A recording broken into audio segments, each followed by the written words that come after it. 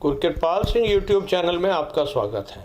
जैसा कि आप जानते हैं कि हमारी क्वेश्चन आंसर सीरीज़ बड़ी कामयाबी से चल रही है। डेयरी किसान जो है वो काफ़ी क्वेश्चन, काफ़ी डाउट अपने क्लियर कर रहे हैं, और आपके दिमाग में भी कोई डेयरी रिलेटेड कोई क्वेरी, कोई डाउट, कोई क्वेश्चन है तो आप मेरे से पूछ सकते हैं। मैं अपने एक्सपीरियंस के आधार पे उनके जवाब देने की पूरी कोशिश करूँगा।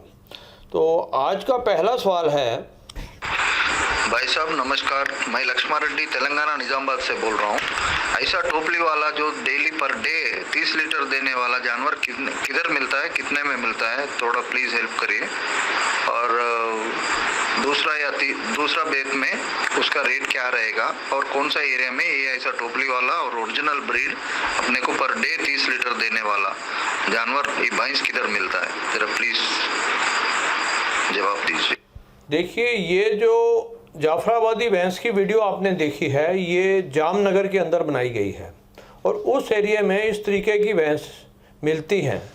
लेकिन मैं आपको एक बात और कहना चाहूँगा कि 30 लीटर वाली भैंस एक कोई रेयर मिलेगी जो कि उस एरिया के अंदर 1000 या 500 में से एक मिलेगी। नॉर्मल उस साइड के अंदर जो जाफराबादी भैंस है वो 20 किलो तक की आम अवेलेबल हो जाती है।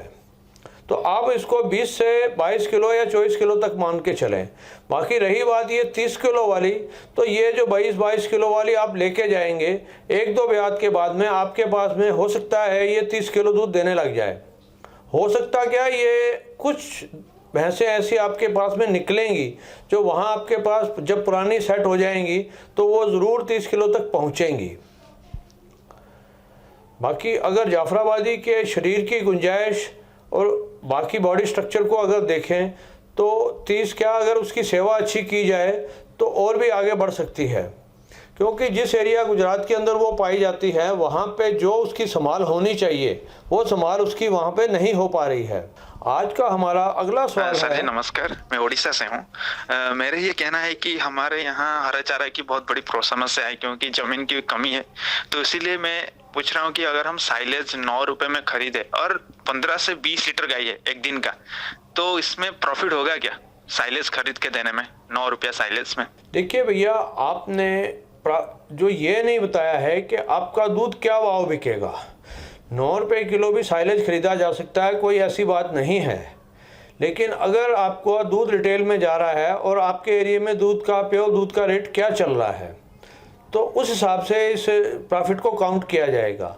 तो आप इसका पहले क्लियर करें कि आपको दूध क्या भाव बेचेंगे। सर जी, मैं अरुण कुमार मैसूर कर्नाटक से बात करता हूँ। आपसे ये पूछना चाहता हूँ, मैं नया डेयरी फार्म शुरू करने के लिए आपसे मदद ले रहा। ये आपका वीडियो बहुत देखा हूँ। यहाँ तो मेरे पास 5 गाय है लोकल के लिए, वो रोज़ 30 लीटर से 35 लीटर दूध दे रहे हैं। मैं इससे बढ़िया गाय देने के लिए चाहता हूँ। आपको वीडियो बहुत दे चुका हूँ। मैं पंजाब आने से वैसा गाय आपसे हमको मिल सकता है क्या?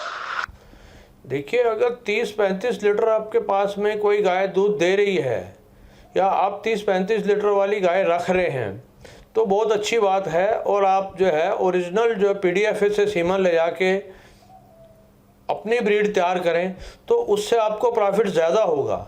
मैं आपसे फिर ये कहना चाहूँगा, जो भी आप गाय लेके जाएंगे, जितना दूध एक्सपेक्ट करेंगे उसके ऊपर उतना हो सकता है वो ना दे, क्योंकि तेलंगाना जो है 5 दिन से कम, 4 या 5 दिन का सफ़र है। तो इस दौरान जो थकान होती है उससे काफ़ी दूध टूटता है, और कई जानवरों का तो वो दूध सारे साल या सारे ब्यात में वो नहीं आ पाता है वापस। तो मैं ये आपसे कहना चाहूँगा कि अपने ब्रीड तैयार करने पे अगर जोर देंगे तभी आपके फ्यूचर के अंदर डेयरी की कामयाबी हो सकती है। आज का हमारा अगला सवाल है। सत श्री अकाल अंकल जी, मैं रजिंदर सिंह मोहाली जिले ਤੋਂ बोल रहा जी। ਮੈਨੂੰ अंकल जी 4-5 ਮੱਝਾਂ ਚਾਹੀਦੀਆਂ, ਮੋਹਰਾ ਨਸਲ ਦੀਆਂ, 15-20 ਲੀਟਰ ਵਾਲੀਆਂ। ਮੈਨੂੰ कितों मिल जूगी 1 लाख ਜਾਂ 1.25 लाख ਦੇ ਵਿੱਚ देखो जी, भैंस का जो मुर्रा का रेट जो 15 किलो के आसपास की है वो लाख से 1.25 लाख रुपए के बीच में ही चल रहा है। बाकी अब लॉकडाउन खुलने के बाद में पता लगेगा ये रेट क्या निकलता है। बाकी जो भैंस की बात है तो वो आपके मोहाली के एरिया के अंदर कुराली मंडी में मिलेगी। आज आस पास के गाँव के अंदर काफी मुर्रा भैंस की अवेलेबिलिटी है। सत श्री अकाल अंकल जी, मैं अमृतसर से बोल रहा हूँ और मैं 40 लीटर की गाय लेना चाहता हूँ 2 महीने के बाद 3-4। तो मुझे ब्याने वाली लेनी चाहिए कि नहीं ब्याने वाली लेनी चाहिए और ये कितने की मिलेगी, प्लीज़ बताइए। Thank you. देखिए, अगर आप पंजाब के नज़दीक के रहने वाले हैं तो आप उसको ब्याई हुई गाय भी खरीद सकते हैं और आराम से 2 या 4 टाइम दूध निकाल के लें, चाहे उसकी कीमत 10,000 रुपये ज़्यादा दें। बाकी अभी लॉकडाउन के अंदर कोई भी किसी एक्टिविटी को शुरू करने की इच्छा ना करें। नमस्कार सर, मैं यूपी से बोल रहा हूँ। सर, मुझे ये इन्फॉर्मेशन चाहिए थी कि मान लीजिए कि सर अगर 100 काउस का डेयरी फार्म है, इंक्लूडिंग हीप और काफ सब चीज़ मिला के, और 500 लीटर की हमारी प्रोडक्शन होती है, जिसके अंदर हमारे के यहाँ 30 रुपये किलो कॉन्सेंट्रेट फीड और एवरेज में 7 रुपये किलो के रेट से भूसा, 7 से 8 रुपये किलो के रेट से, और हमारे के यहाँ जो दूध बिकता है वो बिकता है लगभग 35 से 36 रुपये किलो। तो क्या डेयरी प्रॉफिटेबल रहेगी? और सर ये पूछना था कि राइस पॉलिश और राइस ब्राउन में अंतर क्या है, फ़र्क क्या है दोनों में? Thanks sir.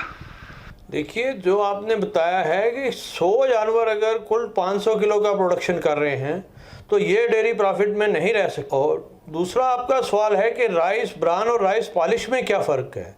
देखिए, जो चावल पैदा होता है इसका जो ऊपर का छिलका होता है उसको राइस ब्रान बोला जाता है, और चावल और छिलके के बीच के अंदर एक पार्ट और होता है वो राइस पॉलिश होता है, जिसकी के परसेंटेज जो है राइस छिलके के मुकाबले में काफ़ी कम होती है। जो बीच की राइस पॉलिश है वो काफ़ी अच्छी होती है कैटल्स के लिए, इसलिए उसको राइस पॉलिश को सभी लोग रिकमेंड करते हैं। आज का हमारा अगला सवाल है। गुरकृपाल सिंह जी नमस्कार, मैं बलवीर सिंह बोल रहा हूँ नोएडा से। सर, मैं डेयरी फार्म करना चाहता हूँ और डेयरी फार्म के लिए सर मैं कौन सी गाय रखूँ, प्लीज़ बताएं। मैंने सर 2 गाय सोची हैं, जर्सी या राठी। तो सर आप बताइए, मुझे बड़ी मेहरबानी होगी आपकी कि जर्सी मेरे लिए ठीक रहेगी। मुझे सर 10 से 12 गाय रखनी है अपने फार्म के लिए, प्लीज़ बताइए सर।